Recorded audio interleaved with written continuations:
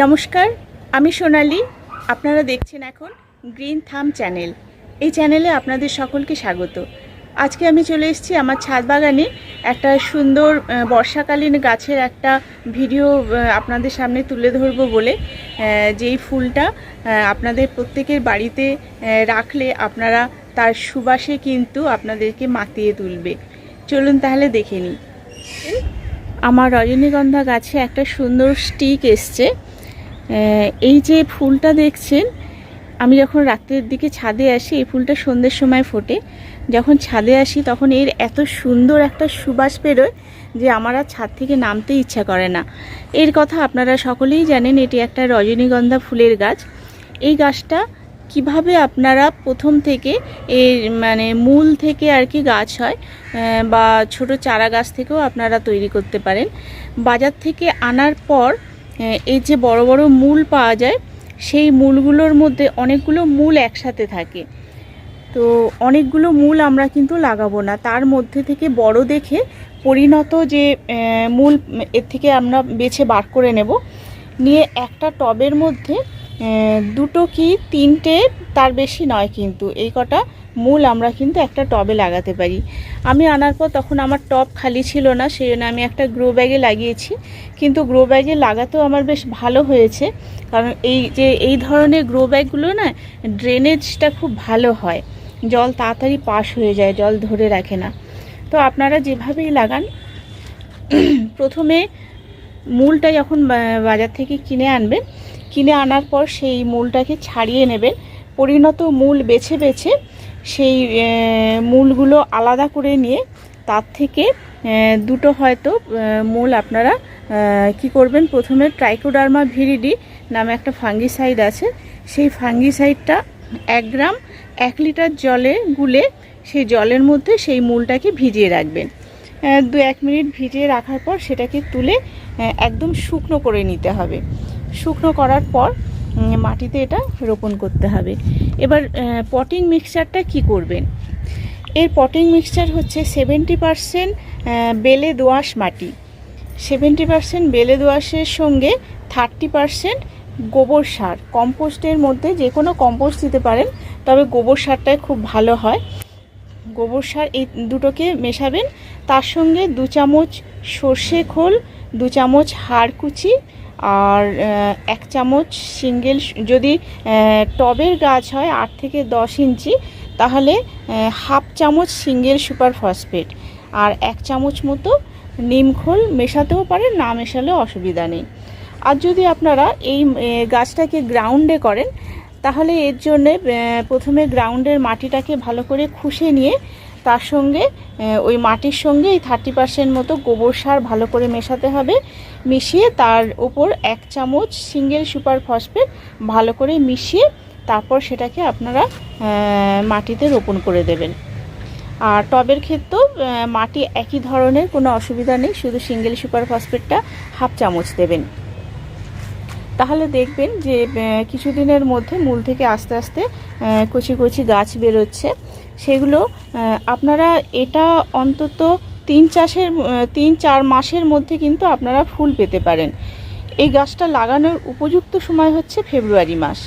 ফেব্রুয়ারি মাসে যদি আপনারা এনে লাগাতে পারেন, তাহলে দেখবেন এই জুলাই মাসের দিকে সবার গাছেই ফুল চলে আসবে। জুলাই আর আগস্ট এই মাসের মধ্যে ফুল চলে আসে। তো এর ফুল হচ্ছে 3 ধরনের পাওয়া যায়। এটা হচ্ছে আমার কাছে যেটা আছে দেখতে পাচ্ছেন, এটা একদম দেশি ভ্যারাইটি, সিঙ্গেল ভ্যারাইটি। আর এক ধরনের হয়, সেটা একটু 3টে পাপড়ির মতো হয়, সেটা হচ্ছে সেমি ডবল। আর একটা আছে ডবল, যেটা থোকা মতো হয়। সেই গাছগুলো কিন্তু দেখতে খুবই সুন্দর লাগে, কিন্তু তাতে কিন্তু এই গাছের, এই দেশি ভ্যারাইটির গাছের যে সুবাস আমরা পাই, তার মধ্যে কিন্তু সেই সুবাসটা থাকে না। সেজন্য আমি কিন্তু এই দেশি ভ্যারাইটিটাকেই বেছে নিয়েছি, কারণ আমার এর গন্ধটা ভীষণ ভালো লাগে। তো পটিং মিক্সচার হলো, জলের পরিমাণ হচ্ছে মোটামুটি জল পছন্দ করে, খুব বেশি জল দেওয়ার দরকার নেই। জলটা দেবেন মেপে মেপে, দিনে 1 বার দিলেই হয়। আর প্রচণ্ড গরমে তখন 2 বার দিলে, এবার মাটি দেখে সেটা দিতে হবে, যে খুব বেশি জল পছন্দ করে তাও নয়, কিন্তু মাঝারি। আর এটা কিন্তু একদম প্রখর সানলাইটে রাখতে হবে, যেহেতু গরম বা বর্ষাকালীন সব ধরনের গাছের কথাই বলছি, এগুলো রোদে রাখলে তবে গাছগুলো ভালো হয়। এরপর আসি খাবারের কথায়। খাবার তো প্রথমে পটিং মিক্সচার দিয়ে এত কিছু মিশিয়ে আমরা দিলাম, এরপরে যে খুব এদের খাবার চাহিদা আছে তা নয়, তবে যে মিক্স সারটার কথা আমি বললাম, ওই যে হাড় গুঁড়ো আর সিঙ্গেল সুপার ফসফেট আর নিম খোল, সর্ষে খোল, এইটা কিন্তু আপনারা মাসে একবার করে দিতে পারেন।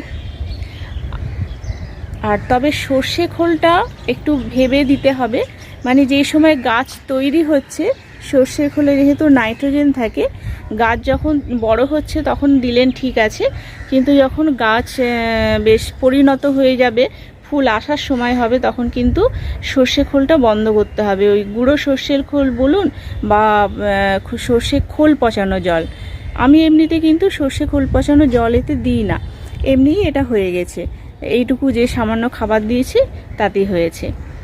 আর যদি রাসায়নিক সার পছন্দ করেন, দিতে চান, ফুল গাছে রাসায়নিক সার দিলে কোনো ক্ষতি নেই, তবে সেক্ষেত্রে গাছ যখন ছোট অবস্থায় থাকবে তখন ব্যালেন্স এমপিকেটা আপনারা দিতে থাকবেন। ব্যালেন্স এমপিকের মধ্যে 19-19-19 বা 20-20-20 এইটা দিয়ে গাছের গ্রোথটাকে ঠিক করে নিতে হবে। তারপর আরেকটু বড়, যখন ধরুন মে জুন মাস নাগাদ, সেই সময় 10-26-26 এটা আপনারা দিতে পারেন, কারণ তখন আর নাইট্রোজেনের দরকার থাকে না, নাইট্রোজেনটা 0 থাকে, এই 10 থাকে, আর 26-26 হচ্ছে পটাশিয়াম আর ফসফরাস। তারপর যখন এই যে জুলাই মাসে এই সময় ফুল আসে, যখন দেখে বুঝতে পারবেন গাছটা ফুল আসার সময় হয়ে গেছে, তখন আপনারা 00-50 এটা স্প্রে করতে পারেন। তাহলে 50 মানে নাইট্রোজেন আর ফসফরাস 0 হয়ে গেল, আর পটাশিয়ামটা শুধু থাকবে। পটাশিয়ামটা হচ্ছে ফুল আনার জন্যে উপযুক্ত সার। তো আপনারা এইভাবেই গাছটাকে তৈরি করতে পারেন। এই জুলাই মাস নাগাদ সবার গাছেই ফুল চলে আসে। আমার গাছে একটা স্টিক হয়েছে, আরও এখানে স্টিক আসছে। এই যে এই গাছটা, এইটা থেকে একটা স্টিক হবে, আরও এইদিকেও আছে, এখান থেকে আর একটা স্টিক হয়তো হতে পারে। তো একসাথে সব ফুল পাওয়া যায় না, আর যদি আপনারা একটাই যদি লাগান, বাল্ব লাগান, তাহলে কিন্তু গাছটা ছাড়বে, মানে খুব ভালো হবে, তাতে অনেকটা স্পেস পাবে। আর এই যে গ্রো ব্যাগের জন্যে এর মধ্যে খুব একটা আলো বাতাস ঢোকে না, এটাও কিন্তু দরকার। আমার তো সেই সময় হয়নি, তারপরে আর আমি পটটা চেঞ্জ করিনি, একেবারে এটা পট চেঞ্জ করব ফেব্রুয়ারি মাসে। আর শীতকালে কিন্তু এরা ডরমেন্সিতে চলে যায়, তখন গাছটা একেবারেই মৃতপ্রায় হয়ে যায়। সেই সময় এদের কিন্তু খুব একটা মানে খাবার দরকারই হয় না, খাবার দিতেই হবে না। তারপরে আপনারা কিন্তু মূলটাকে, যে কন্দটা হয় এর, সেটাকে কিন্তু আপনারা সংগ্রহ করে রাখতে পারেন, বা এই মাটিতেই থাকবে, কোনো অসুবিধা হবে না। মাঝে মধ্যে একটু অল্প একটু জল দিয়ে, আর কোনো খাবার দেবার দরকার হবে না। এইভাবে এটার পরিচর্যা করলে একটা বাগানে যদি 2-3টে থাকে এরকম, তাহলে কিন্তু পুরো মানে এত সুন্দর গন্ধ ছড়াবে যে সেটার আপনারা জানেন, সবাই বলার কথা নয়, আমার তো ভীষণ ভালো লাগে। আর গাছে যখন এই স্টিকটা থেকে যখন ফুল শেষ হয়ে যাবে, এরা নিচ থেকে ওপর দিকে ফুল দিতে থাকে। এই যে শুকনো ফুল, এগুলো কিন্তু পুরো ফেলে দিতে হবে, কেটে দিতে হবে। তাহলে মানে এইগুলো তো অনেক সময় কি হয়, এরা খাবারটা কিছু অল্প কিছু হলেও এরা খেয়ে নেয়, যার ফলে এইগুলো যদি আমরা ছাড়িয়ে দিতে পারি, এই যে ওপরের যে ফুল হবে এগুলো কিন্তু ভালো হবে। তো এগুলো শুকিয়ে গেছে, আর দরকার নেই, আমি ফেলে দিচ্ছি।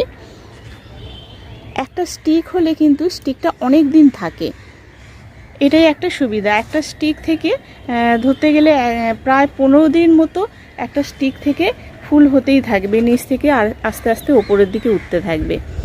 তো আমার এই গাছটা কিন্তু ডালটা খুবই সরু দেখাচ্ছে, কারণ এই দেশি ভ্যারাইটির এগুলো কিন্তু একটু সরুই হয়।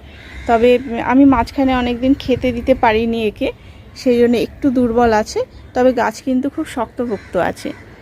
আর টবটা পরিবর্তন করতে হবে, ফেব্রুয়ারি মাস নাগাদ করে দেব।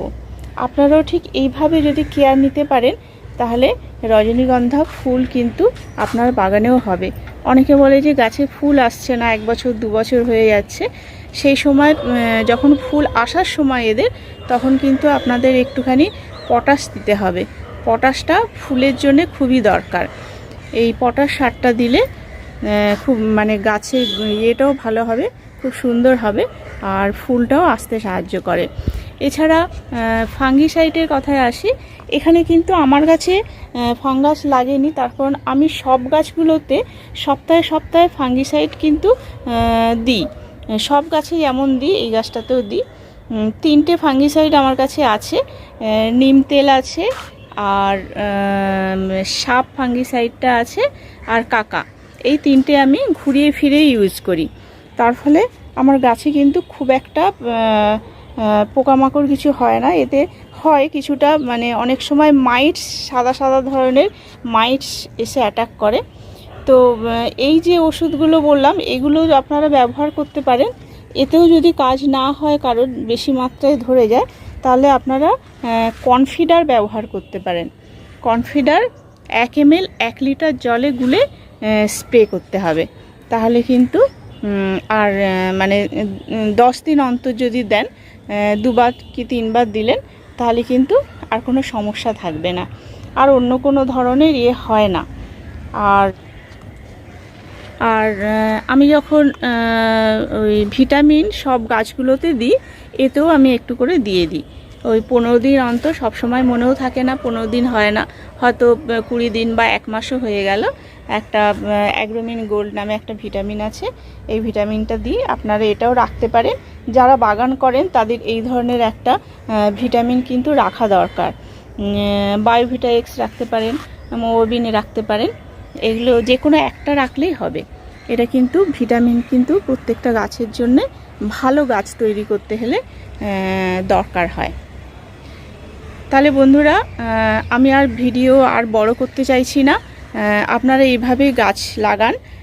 প্রত্যেকটা গাছ দেখবেন খুব সুন্দর সবুজ সতেজ হয়ে উঠবে। আর এরকম 2-4টে সুগন্ধিযুক্ত গাছ আপনারা বাড়িতে করুন, দেখবেন ছাদ থেকে আর নামতে ইচ্ছা করবে না, খুব ভালো লাগবে, মন খুব ভালো হয়ে যাবে। আজ তাহলে এখানেই শেষ করি। নমস্কার।